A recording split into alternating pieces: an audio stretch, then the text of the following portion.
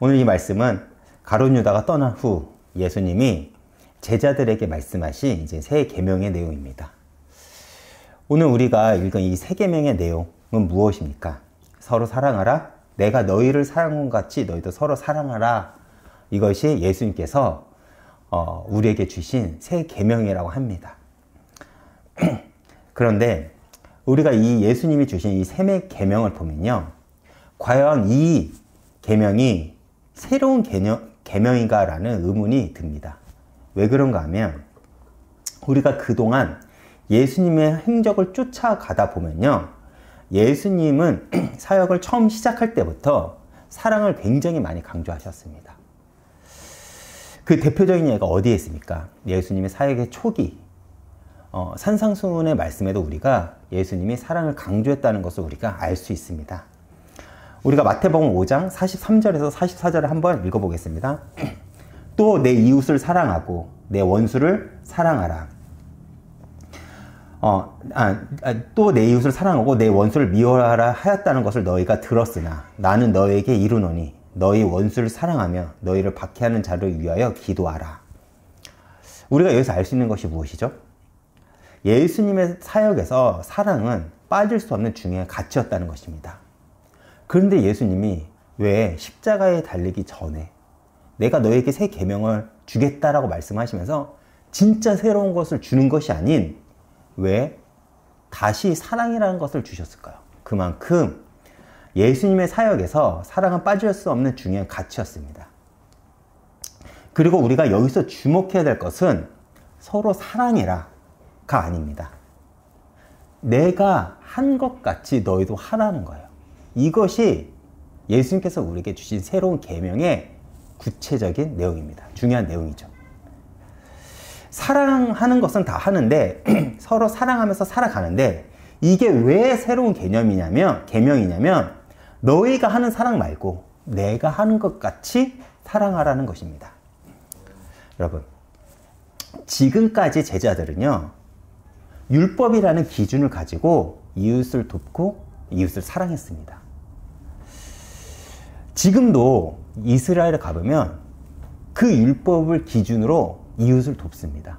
자신들이 먹을 것을 내놓기도 하고요. 가게들은 자신들이 파는 것을 절기가 끝날 때 밖에 거리에 내놓는다고 합니다. 왜요? 가난하고 힘든 자들이 그것을 가지고 살아갈 수 있게요. 무엇을 근거로요? 율법을 근거로요. 그런데 예수님은 이제 율법이 기준이 아니라 이제부터 나를 기준으로 삼아 살라는 거예요. 다시 말해 내가 새 율법이다라는 것을 지금 예수님은요, 제자들에게 말씀하고 계시는 것입니다. 이것은 당시 제자들에게는 자신들의 세계관을 깨는 굉장히 충격적인 가르침이었다는 거예요. 그들은 어릴 때부터 율법의 문화 속에서 자랐고 그들은 그 율법을 기준으로 모든 것을 선택하고 그 율법을 기준으로 방법을 가지고 살아왔습니다. 그 증거가 무엇이죠? 요한복음 12장에 보면요, 마리아가 예수님께 향유 옥합을 깼을 때 가룟 유다는요, 율법을 기준으로 그것을 팔면 가난한 이들을 더 많이 도울 수 있는데 왜 아깝게 예수님의 몸에 바르냐고 마리아를 책망을 했죠. 근데 여기서 우리가 주목할 것은 뭐냐면 그 누구도 그 가룟 유다 행동을 막아서지 않았다는 거예요. 왜 다른 제자들은 그 가룟 유다의 행동을 막아서지 않았을까요? 그게 맞다고 여겼기 때문에 그래요. 그들의 세계관 속에서는 그래, 유다의 말이 맞지 라고 여겼기 때문에 예수님 앞에서 그 마리아를 책망했음에도 그들은 율법을 기준으로 아무도 가룟 유다를 막아서는 이들이 없었습니다. 왜 그러냐면 제자들 역시 그 문화 속에서 가룟 유다의 말이 옳다 여겼기 때문에 그렇죠. 그런데 예수님은 그러한 제자들이 지금까지 가지고 있었던 그 율법의 기준을 무너뜨리고 내가 새 율법이니 너희는 나를 너희들의 삶의 기준으로 삼으라고 하는 것입니다. 여러분, 우리가 왜 신앙생활을 실패할까요? 우리는요, 나라는 기준을 두고 혹은 세상이라는 기준을 두고 삶을 살아가기 때문에 그렇습니다. 우리가 살아가는 시대 속에서, 내가 살아가는 공간에서 내가 느끼기에, 내가 생각하기에, 내가 경험하기에 이걸 이렇게 해야 돼. 그런데 예수님이 그게 아니라는 거예요. 예수님은 그거 말고 나를 기준으로 삼아 너희가 생각하고 느끼고 경험하라는 것입니다. 그래서 이것이 새 계명이라는 것입니다. 예수님은 우리에게 서로 사랑하라고 했죠. 우리는 사랑이 너무 추상적으로 생각을 합니다. 그래서 그 사랑을 우리는 어떻게 받아들이냐면 감성적으로만 받아들여요. 내가 느끼기에 너무 사랑스러워. 그러나 오늘 예수님이 말씀하신 내가 한 것 같이의 그 사랑은요, 감성적이지가 않습니다. 오늘 이 세 계명이 나온 배경을 한번 여러분들 생각해 보세요. 자신을 판 가룟 유다가 있습니다. 예수님은 그 유다가 자신을 팔 것을 이미 알고 있었어요. 그리고 예수님은 그에게 떡을 떼면서 주면서 이렇게 말씀하십니다. 너가 할 일을 속히 해라. 나는 나의 일을 하겠다라고 하십니다.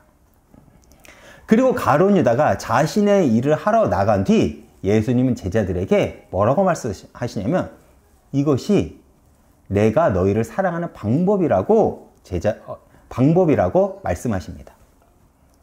그러면서 이어서 뭐라고 말씀하시냐면 너희가 나처럼 사랑하면 모든 사람이 너희가 내 제자인 줄 안다 라고 말씀하시죠. 여기서 예수님은요, 제자들에게 그리고 성경을 읽는 우리들에게 분명한 기준을 제시합니다. 여러분, 우리는 예수를 믿죠. 그래서 우리가 나는 예수님을 믿습니다라고 얘기를 합니다. 그렇죠? 근데 여기서 첫 번째, 나는, 그리고 두 번째, 예수를, 그리고 세 번째, 믿는다. 이 세 개의 보기 중에 무엇이 중요할까요? 당연히 예수겠죠. 다른 종교도요, 믿음을 강조합니다. 그러나 그들과 우리의 차이는요, 믿음의 대상이 다르다는 거예요. 우리가 처음 예수를 믿게 되었을 때 우리가 기대하는 것들이 있죠. 그러나 예수를 믿어도 여전히 변화되지 않는 현실 등, 사실 신앙생활을 해도 세상과 우리의 차이는 그렇게 크지 않을 때가 많습니다. 신앙생활을 우리가 시작을 해야 돼요. 내가 처음에 예수를 믿었을 때 가졌던 기대만큼 다르지가 않다는 거예요. 우리도 똑같이 세상 사람들처럼 비슷한 현실 속에서 살고 비슷한 문제를 고민하는 것 등 세상과 비슷하게 살아갑니다. 저라고 해서 자녀를 키우는데 다른 고민을 할까요? 아니에요. 저도 제 자녀를 키우는데 세상 사람들과 비슷한 고민을 합니다. 제 나이 때 이렇게 교육을 시켜야지. 저 때는 저걸 배워야 되는데 저걸 먹어야지 건강해질 텐데 제가 어떻게 클까? 비슷한 고민을 합니다. 또 저희가 가정을 꾸리고 살아가는데 무엇을 먹고 무엇을 마시고 무엇을 할까라는 고민도 사실 합니다. 더 나아가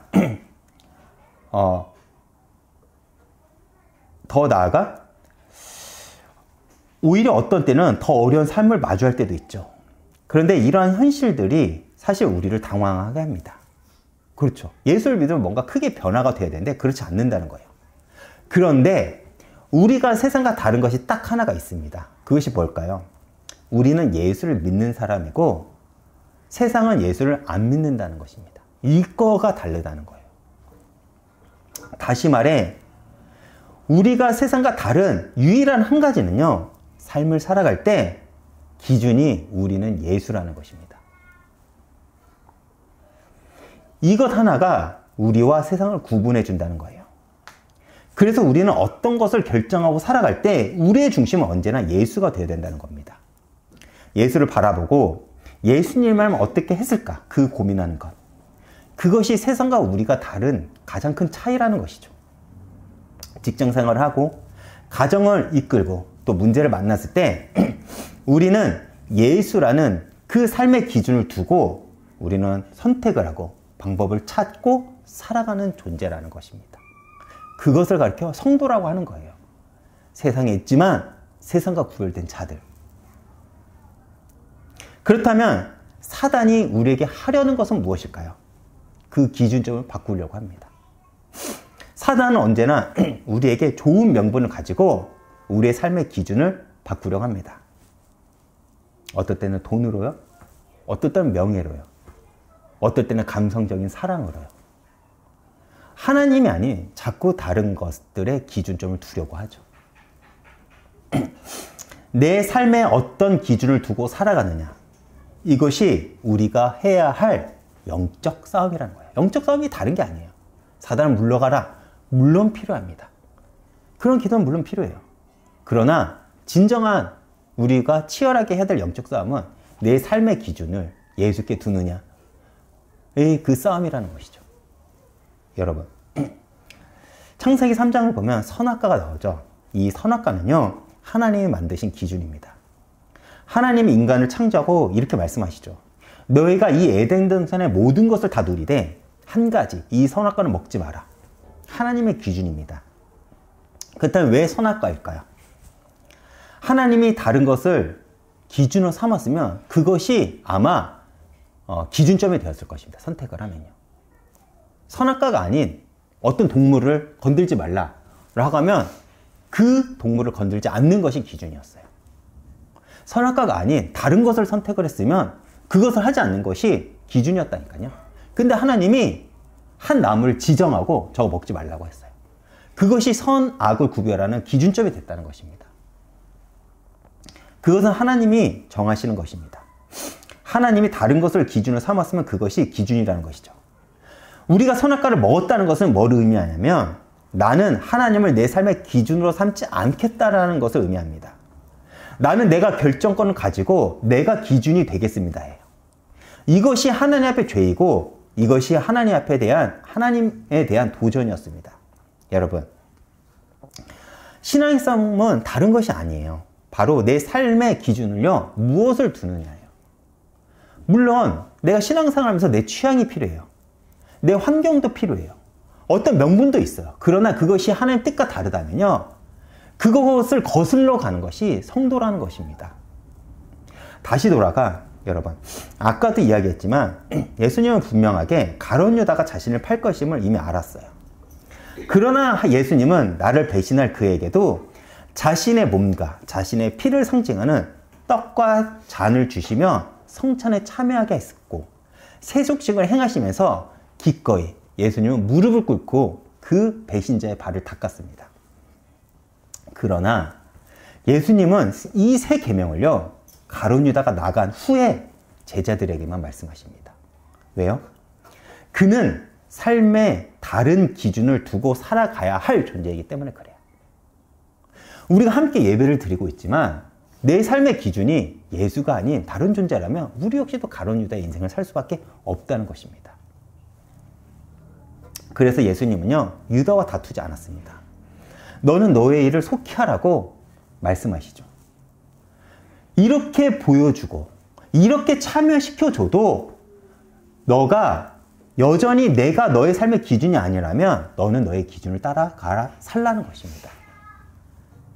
오늘 본문 31절을 보겠습니다.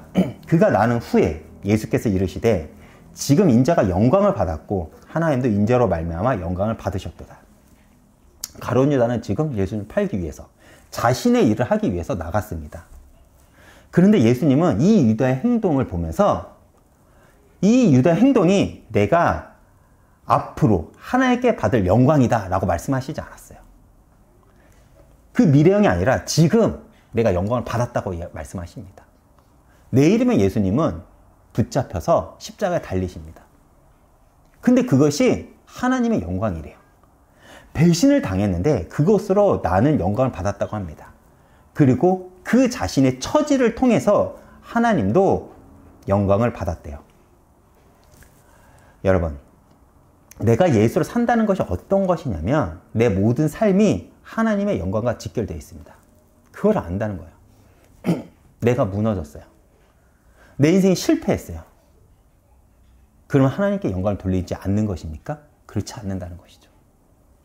우리는 꼭 내가 어떤 것을 성취하고 좋은 곳에 가고 좋은 대학에 가고 내가 좋은 직장에 가고 내가 돈을 많이 벌어 어떤 명예적인 일을 할 때 우리가 하나님의 영광을 돌린다고 우리는 생각을 합니다. 근데 아니라고요. 하나님의 영광은요, 내가 할 일을 속히 할 때예요.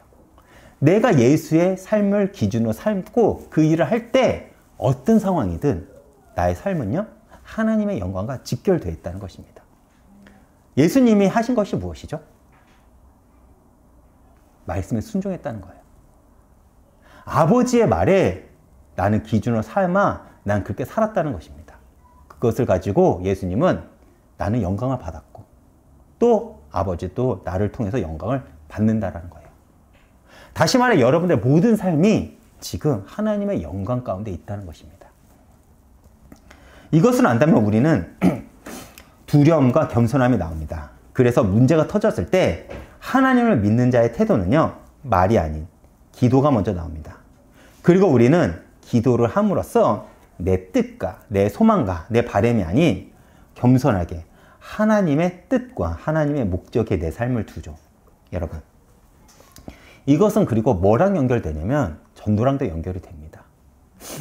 전도는 설득이 아니에요. 전도는요, 내가 예수님을 내 삶의 기준을 두고 예수가 자신의 일을 한 것처럼 우리 역시도 하나님이 내게 맡기신 그 삶을 살아갈 때 되어지는 것이 진정한 전도라고 합니다. 억지로 한번 설득해 보세요. 몇 프로나 그 사람이 예수를 믿는지요. 그렇게 나라는 통로를 통해서 예수가 전달되는 것이 전도입니다. 그렇다면 우리는 언제 내 안에 있는 기준이 드러나게 될까요? 문제가 생기면 드러납니다. 왜냐하면 우리는 문제가 생기면 우리는 선택이라는 것을 하죠. 우리의 삶에 문제가 생기면 내가 가진 기준을 가지고 선택을 하고 방법을 따릅니다. 그렇죠.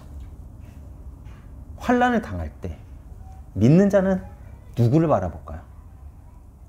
예수를 기준을 둔 사람은 무엇을 바라볼까요? 무엇을 의지하고 무엇을 신뢰할까요?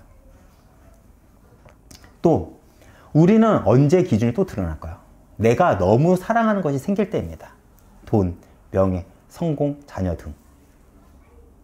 내가 예수보다 사랑하는 것들이 생길 때 우리는 내 삶의 가치가 드러납니다. 내가 아끼는 것이 걸릴 때 우리는 내 삶의 것이 드러나게 되죠. 그래서 문제가 터질 때 중요한 원칙이 있습니다. 바로 기준을 제대로 보는 것이죠. 그래서 성경은 우리에게 요구하는 것이 무엇이죠? 예수를 깊이 생각하라는 겁니다. 다시 돌아가 우리는 사랑을 이야기할 때 굉장히 감성적이죠. 그런데 오늘 예수님께서 내가 한 것 같이 그 사랑은요, 우리가 생각하는 것처럼 그렇게 감상적이지만은 않습니다. 예수님이 걸어가신 그 길 속에서 바라본 사랑은요, 우리가 이해하지 못할 사랑을 예수님이 우리에게 보여주십니다. 우리가 본 성경에서 기록된 예수님의 사랑을 한마디로 이야기를 하면요, 십자가의 사랑이라고 이야기를 할 수가 있겠죠. 그렇다면 십자가의 사랑은 무엇일까요? 지난번과 마찬가지로 제가 베드로와 가룟 유다 이 두 인물을 통해서 한번 같이 알아보겠습니다. 마태복음 16장을 보면요, 베드로는 예수님을 그리스도라고 고백을 하죠. 그리고 예수님은 그 베드로의 고백을 기뻐하시고 칭찬하시면서 그를 교회로 세우시겠다고 약속을 합니다. 그리고 이어서 예수님은 자신의 순환과 죽음에 대해서 말씀하시죠. 그때 베드로는 내가 그 길을 주님 그 길을 가지 마시옵소서라고 항변을 합니다. 주님 앞에서요. 칭찬을 받았으니까 얼마나 기뻤겠어요. 흥분했겠죠. 그리고 베드로의 그 마음은 진심이었을 것입니다. 그래서 예수님께서 나는 이제 곧 죽으러 갈 거야, 나는 이제 순환을 받을 거야, 그 말을 할 때 베드로를 너무나도 사랑해서, 베드로는 예수님을 너무나도 사랑해서 예수님을 너무나도 아끼기에 베드로는요 자신의 진심을 다해서 그 길을 막고자 했습니다. 그런데 예수님은 그러한 베드로의 반응에 뭐라고 하시죠? 사단아 물러가라. 너는 하나님의 일을 생각하지 않고 사람의 일을 생각하는도다. 누구든지 나를 따르려거든 자기를 부인하고 자기 십자가를 지고 나를 따를 것이니라 라고 했습니다. 엄청난 책망이죠. 교회를 세우겠다고 바로 전에 말씀하셨어요. 그리고 자기를 위해서 예수님 당신이 가는 그 길을 내가 막아서겠습니다 라고 얘기를 합니다. 좋은 길이 아니니까 그것이 예수님을 위한 길이겠죠. 근데 예수님은요, 바로 전에 교회라고 칭찬한 그 베드로에게 사단아 물러가라고 이야기를 하십니다. 분명 베드로는 예수님을 사랑했고 진심으로 존경했습니다. 그래서 자신의 삶의 터전도 버리고 주님을 쫓았죠. 그런 중심을 가진 베드로였기에 예수님의 죽음과 순환은 받아들이기 힘든 것입니다. 그런데 문제는 뭔지 아십니까? 그 사랑은 지극히 감성적이었다는 거예요. 예수님께서 오신 목적을 베드로는 놓쳤다는 것입니다. 그래서 주님이 가시는 그 길을 막고자 한 것이죠. 그렇기에 예수님은 냉정하게 말씀하신 것입니다. 사단아 물러가라. 너는 하나님의 일을 생각하지 않고 사람의 일을 생각한다. 무슨 말이죠? 내가 한 것 같은 사랑은 아니라는 것입니다. 여러분, 성경은 우리에게 요구하는 사랑은요, 감상적이지만은 않다는 것을 베드로의 사건을 통해서 우리는 알게 되는 것이죠. 또 한 인물, 예수님과 다른 길을 선택한 가룟 유다는 어떻습니까? 그는 베드로와 반대로 감성적인 사람은 아니었습니다. 그는 분명한 목표가 있었고 의지가 있었습니다. 그래서 그의 의지가 관철되지 않았을 때 그는요, 스스로 목숨을 끊었죠. 그러나 성경은 그를 뭐라고 이야기를 하면 그에게 사단이 들어갔다고 이야기를 합니다. 왜 성경은 예수님을 사랑했던 베드로의 반응, 그리고 목적과 의지가 분명했던 가룟 유다, 이 둘에게 사단을 언급했을까요? 이 둘의 공통점은 무엇이었을까요? 그들의 모습은 다르지만 그들의 공통점은 무엇이냐면 하나님의 뜻에 반대되는 것이었다는 것입니다. 하나님의 뜻을 따른다는 것은 감상적인 것도 또 너무 의지적인 것도 아닙니다. 철저하게 하나님께 맞춰져 있다. 그것을 말하는 것입니다. 그래서 누구든지 나를 따라오려거든 자신을 부인하고 자기 십자가를 지고 따르라고 말씀하시는 것이죠. 어떤 의미죠? 예수를 믿는다는 것은 너의 감정, 너의 뜻, 너의 의지를 부인하는 것이고 더 나아가 철저하게 내가 하나님께 순종한 것 같이 너희도 그렇게 하라는 거예요. 그리고 그 사랑의 방법이 십자가였습니다. 그렇다면 십자가의 사랑은 무엇입니까? 우리는 십자가의 사랑을 이야기하니까 오해하는 것이 하나 있습니다. 상대에게 아무 소리 하지 말고 희생하는 것, 이렇게만 우리가 이해를 해요. 근데 그 십자가의 사랑은 여러분에게 하는 것이 아니라 하나님께 하는 것입니다. 여러분, 십자가는요, 하나님께서 죄를 처리하는 방법입니다. 하나님은 우리를 너무나도 사랑하지만 그냥 넘어가지 않겠다는 거예요. 그래서 십자가는 정확하게 죄의 문제를 하나님께서 어떻게 넘어가는지를, 어떻게 처리하는지를 우리에게 보여줍니다. 나는 내가 가장 사랑하는 아들을 죽여서라도 나는 죄를, 세상의 방법을, 다른 방법을 선택하지 않겠다는 겁니다. 여러분 십자가 선택 안 할 수 있습니다. 십자가를 선택하지 않고 편한 길을 갈 수가 있어요. 그러나 하나님을 기준으로 두고 살아가는 자는요, 예수님처럼 예수님이 한 것 같이 그 길을 간다는 것이죠. 즉 십자가는 내 삶의 주권과 방법이 하나님께 있다는 것입니다. 여러분, 신앙에서 주권자를 안다고 할 때 우리 안에 하나님을 향한 경외감과 영적인 두려움이 생깁니다. 하나님을 향한 경외감과 두려움이 있는 자, 이들은 절대 타락하지 않습니다. 반대로 하나님을 향한 경외감과 두려움이 없다면 타락하겠죠. 잠언 16장 2절을 제가 한번 읽어보겠습니다. 사람의 행위가 자기가 보기에는 모두 깨끗하여도 여호와는 심령을 감찰하시느니라. 무슨 의미죠? 내가 옳다는 것이, 옳은 것이 하나님 앞에서 아닐 수가 있다는 거예요.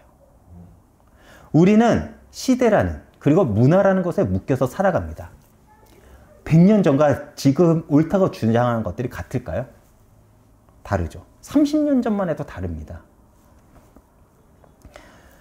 그래서 하나님을 경외하는 자의 특징은요, 주님께 무릎 꿇고 기도를 합니다. 기도는 내 소원을 관철시키기 위해서 하나님을 부르는 것이 아니죠. 그것은 복음 밖에 종교라고 얘기를 합니다. 복음이 아닌.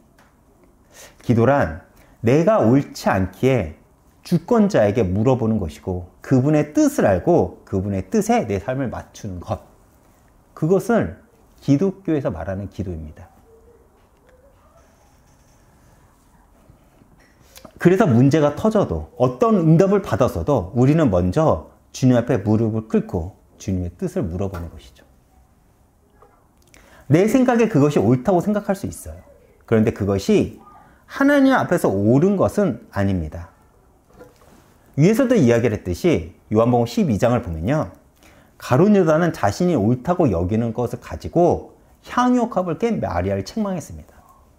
우리는 가룟 유다는 벌써 배신할 사람이니까 그럴 수 있다고 생각을 할 수 있습니다. 그런데 여러분 한번 생각해 보세요. 마리아가 예수님 앞에 향유옥합을 깼습니다. 그 마리아를요, 가룟 유다가 혼냈어요. 누구 앞에서 혼낸 겁니까? 예수님 앞에서 마리아를 혼낸 것입니다. 누가 저에게 선물을 줬다고 한번 생각을 해보세요. 근데 어떤 이가 그 선물 준 이를 혼내요. 그 자리에서. 그럼 누구를 모독한 것입니까?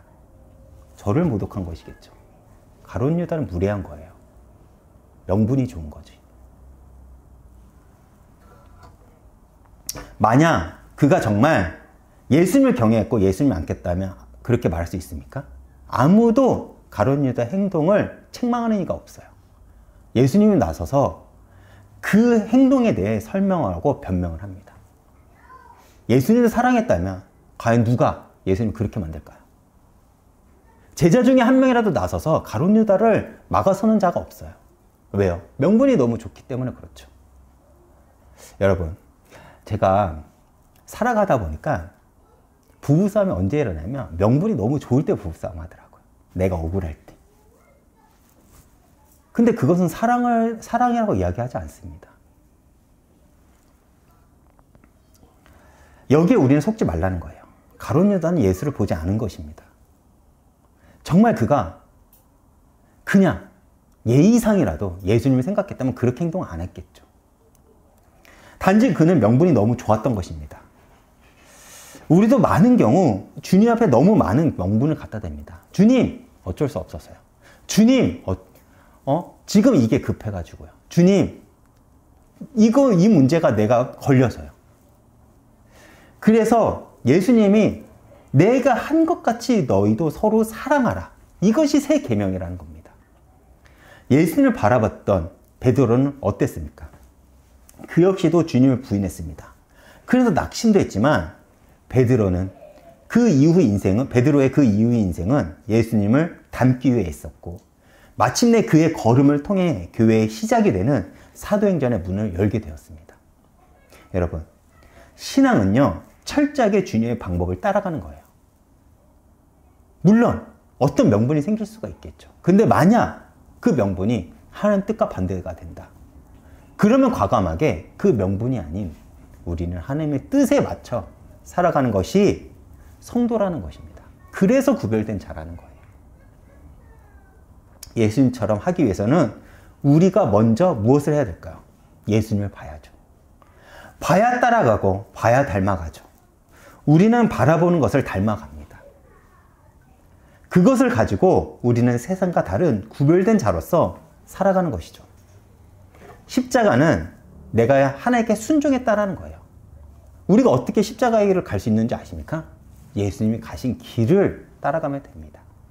그래서 우리는 예수님을 알기 위해서, 예수님을 바라보기 위해서, 예수님의 말씀을 듣기 위해서 이 자리에 나와서 예배를 드리는 거고, 말씀을 듣는 거고, 말씀을 보는 거고, 기도를 하는 것입니다. 결론입니다. 오늘 본문 34절과 35절을 제가 읽어보겠습니다. 새 계명을 너희에게 주노니 서로 사랑하라. 내가 너희를 사랑한 것 같이 너희도 서로 사랑하라. 너희가 서로 사랑하면 이로써 모든 사람이 너희가 내 제자인 줄 알리라 라고 했습니다. 우리가 주님을 본받아 서로 사랑하는 삶을 살아간다면 다른 사람들이 우리가 제자인 줄을 안다고 합니다. 다시 말해 우리의 삶은요, 어떤 모습이 있는지 드러나게 되어 있다는 것입니다. 제가 살아보니까요, 우리가 이런 말 하죠. 40이 되면 자신의 얼굴에 책임을 지라고 합니다. 그죠? 근데 제가 살아보니까 그렇지 않더라고요. 10대든 20대든 30대든 40대든 언제든지 내 삶은 내 모습에서 드러납니다. 그래서 우리의 신앙은 예수의 삶에서, 내 삶에서 예수가 드러나는 것으로 증명이 된다는 거예요. 열매를 보고 나무를 안다고 하지 않습니까? 그런데 이것이 어렵습니다. 사랑. 가장 잘 정리된 성경에 어디에 있습니까? 고린도전서 13장이죠. 고린도전서 13장 4절에서 7절은요. 성경에서 말하는 사랑이 무엇인지를 우리에게 알려줍니다. 그중 7절은요. 사랑에 대해서 정의를 가장 잘 이야기한 것 같습니다. 그래서 제가 7절만 읽어보겠습니다. 모든 것을 참으며 모든 것을 믿으고 모든 것을 믿으며 모든 것을 바라며 모든 것을 견디느니라. 세상이 말하는 감성적인 사랑이 아니죠. 이것을 한 단어로 정의를 하면 이렇게 말할 수 있을 것 같아요. 책임. 성경에서 말하는 사랑은요, 책임입니다. 제가 요즘 한 프로그램에 빠져서 그 프로그램을 굉장히 많이 보거든요. 금쪽 같은 내 새끼라는 프로그램을 제가 요즘 꽂혀가지고 계속 이제 봅니다. 시간이 날 때마다요. 근데 그 프로그램을 보면요. 와, 감당이 안 되는 아이들이 나와요. 진짜 어떻게 저럴 수가 있지라고 감당이 안 되는 아이들이 있습니다. 감당이 안 돼요. 되게 심한 거는 부모한테 그냥 막말하고 폭력을 쓰는 아이도 있더라고요. 근데 그 프로그램에서 공통점이 하나가 있습니다. 뭔지 아십니까? 그 프로그램에 나온 부모들은 하나같이 자녀를 포기하지 않는다는 거예요. 책임을 지기 위해서 그 부끄러운 자리까지 나온 겁니다. 그 자녀를 책임지기 위해 그 부끄러움을 감당하고 배우죠. 그것이 자녀를 향한 부모의 사랑입니다. 그렇지 않습니까? 저도 그 프로그램을 보면서 굉장히 공감이 가더라고요. 주님은 우리를 사랑하기에 포기하지 않았습니다. 그리고 그 증거가 십자가였죠. 십자가는 우리를 향한 하나님의 사랑의 징표이자 예수님의 순종의 결과였습니다. 그리고 이제 이 십자가는 우리에게 주어졌죠. 여러분은 하나님을 어떻게 사랑하십니까?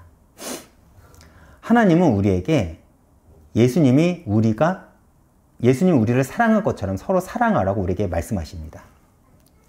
그런데 우리가 서로 사랑하라고 해서 아무나 붙잡고 희생하고 책임지라는 것, 이 말을 의미하는 것이 아니겠죠. 그렇죠. 예수님이 지금 이 세 계명을 누구에게 줬습니까? 누구 앞에서 말씀하셨죠? 제자들에게 말씀하셨습니다. 이 제자들의 발걸음은요, 이 제자들의 발걸음을 통해서 이후 교회가 세워질 것입니다. 그렇죠. 다시 말해, 예수님은요, 교회를 세울 제자들에게 내가 한 것을 보여주셨어요. 왜 그럴까요? 이 제자들을 통해서 예수님은 이 땅의 교회를 세우기 위해서입니다. 예수님께서 이 땅에 오신 목적, 교회를 세우기 위해서입니다. 그래서 내가 한 것 같이 너희도 서로 사랑하는 거예요. 서로 사랑해라. 너가 예수님의 제자면 내가 한 것 같이 서로 사랑하라는 겁니다. 아무나 붙잡고 그렇게 하라는 게 아니라 서로 교회가 교회를요. 즉 내가 교회를 사랑한 것 같이 너희도 나를 본받아 교회를 사랑하라는 겁니다. 그때 세상이 너희가 내 제자인 줄 안다는 거예요. 오늘날 많은 성도들이 교회를 사랑하지 않습니다. 근데 그것이 신앙생활 하는 게 아니에요. 교회를 사랑하는 것, 예수님이 제자들에게 보여줬던 사랑입니다. 우리가 교회가 되어 서로 사랑하면 하나님은 우리를 통해서 영광을 받으시고 이 땅의 교회를 회복하실 거라는 것입니다. 오늘 이 말씀을 기억하고 우리 역시도 주님께서 하신 것처럼 그 새 언약을 붙잡고 한 주 동안 승리하시길 축원드리겠습니다. 제가 이번 주 찬양을 말씀 앞에서라는 찬양을 준비했습니다. 제가 오늘 말씀을 굉장히 많이 힘들게 준비했습니다. 머리에 구상은 있는데 글이 안 나오더라고요. 정말 이번 주 말씀 힘들었어요. 그 말씀을 준비하면서 제가 찬양을 굉장히 많이 들었거든요. 말씀을 준비해서 많은 찬양을 들었는데 이 찬양이 탁 귀에 꽂히더라고. 이 찬양의 가사가 오늘 말씀과 가장 잘 맞는다는 생각이 들었습니다. 여러분, 예수님은 우리에게 보여준 모습이 무엇입니까? 바로 하나님 말씀에 순종하는 자세입니다. 그리고 주님은 우리에게 내가 한 것 같이 너희도 하라고 우리에게 요구하시죠. 근데 사실 이 삶이 쉽지 않습니다. 왜요? 그 삶은 십자가의 길이기 때문에 그렇습니다. 자기 주권을 포기해야 되고요. 하나님 뜻에 내 삶을 맞춰가야 되기 때문에 그렇습니다. 내 본성을 거스르는 일이기 때문에 그 삶은 사실 쉽지가 않습니다. 그리고 당장 그렇게 그 삶이 손해보는 것 같아 우리는 그 삶이 힘들죠. 그러나 하나님은 주님의 말씀에 순종하며 따라간 이들의 삶을 통해서 영광을 받으시고 그들을 통해 교회를 이어가십니다. 오늘 이 찬양을 통해서 여러분 큰 은혜 받으시길 축원드리겠습니다.